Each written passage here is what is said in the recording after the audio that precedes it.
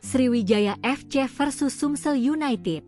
Laskar Wong Kito ditahan imbang, situasi laga tanpa penonton diungkap. Derby Sumatera Selatan antara Sumsel United yang menjamu Sriwijaya DC di Stadion Gelora Sriwijaya Jakabaring Palembang pada Minggu, 2 November 2025, sore berakhir dengan skor imbang 1-1. Sriwijaya FC sempat unggul di babak pertama setelah Fieri Doni berhasil mencetak gol pertama di menit ke-30.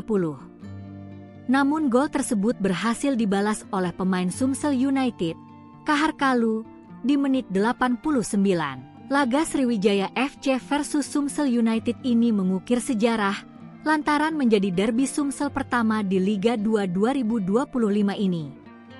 Namun sayangnya, laga tersebut digelar tanpa penonton. Tingginya atensi dari supporter dan kerawanan saat laga menjadi pertimbangan pihak keamanan dalam menjamin keamanan dan keselamatan bersama.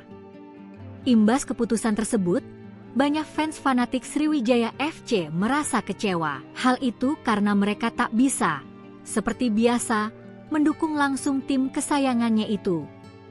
Begitupun dengan supporter Sumsel United yang merasakan kekecewaan yang sama.